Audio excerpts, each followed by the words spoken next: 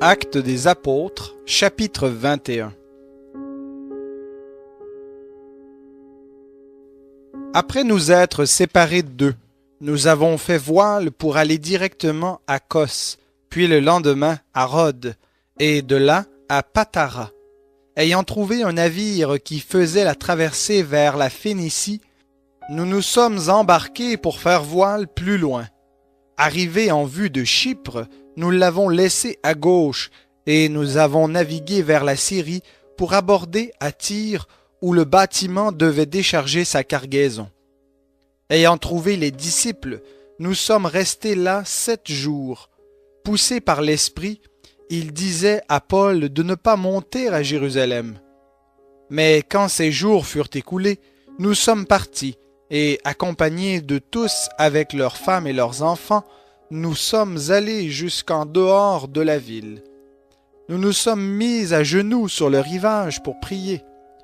Puis, après avoir pris congé les uns des autres, nous nous sommes embarqués sur le navire.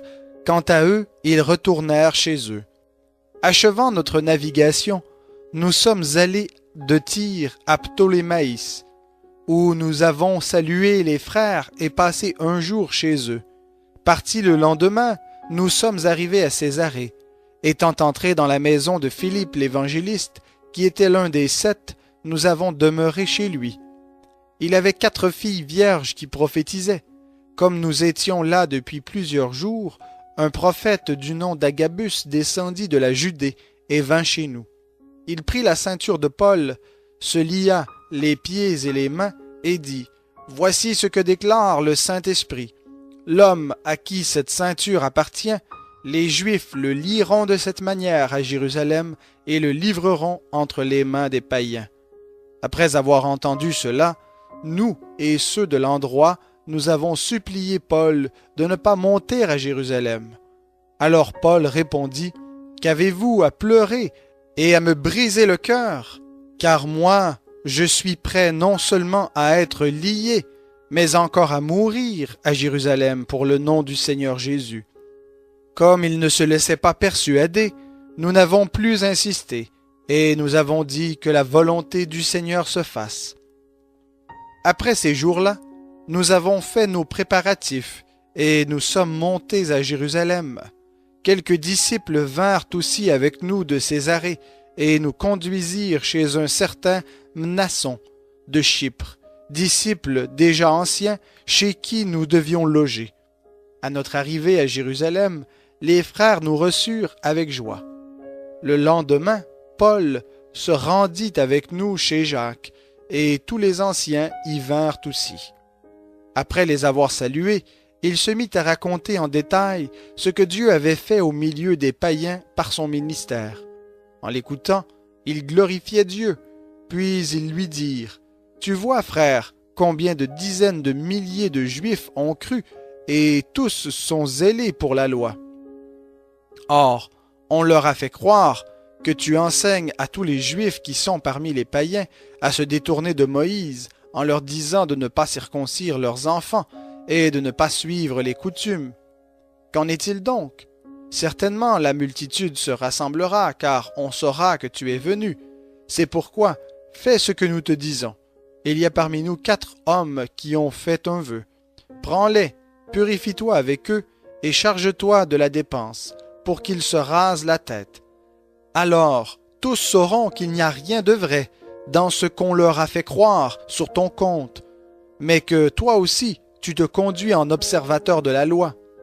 Quant aux païens qui ont cru, nous avons jugé bon de leur prescrire qu'ils se gardent des viandes sacrifiées aux idoles, du sang, des animaux étouffés et de l'inconduite. Le lendemain, Paul prit ses hommes, se purifia avec eux et entra dans le temple. Il annonça à quel moment les jours de leur purification seraient achevés et l'offrande présentée pour chacun d'eux. Vers la fin de 7 jours, les Juifs d'Asie, l'ayant vu dans le temple, soulevèrent toute la foule et portèrent les mains sur lui, en criant « Israélites, au secours! Voici l'homme qui enseigne partout et à tous contre le peuple, contre la loi et contre ce lieu. Il a même introduit des Grecs dans le temple et profané ce lieu saint. car auparavant, ils avaient vu Trophime d'Éphèse avec lui dans la ville et pensaient que Paul l'avait introduit dans le temple. La ville entière fut secouée et le peuple accourut de toutes parts. Ils se saisirent de Paul et le traînèrent hors du temple, dont les portes furent aussitôt fermées. Comme ils cherchaient à le tuer, la rumeur parvint au tribun de la cohorte que la confusion régnait dans tout Jérusalem. À l'instant même, il prit des soldats et des centeniers et courut à eux. À la vue du tribun et des soldats, ils cessèrent de frapper Paul. Alors le tribun s'approcha, se saisit de lui et donna l'ordre de le lier de 2 chaînes. Puis il demanda qui il était et ce qu'il avait fait. Mais dans la foule, les uns criaient d'une manière, les autres d'une autre. Ne pouvant donc rien connaître de certain à cause du tumulte, il ordonna de le mener dans la forteresse.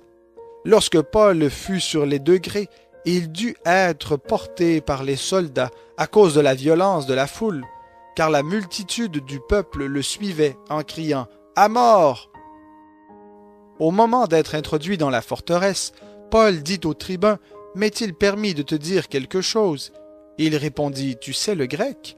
Tu n'es donc pas l'Égyptien qui dernièrement a suscité une révolte et emmené dans le désert les 4000 sicaires ?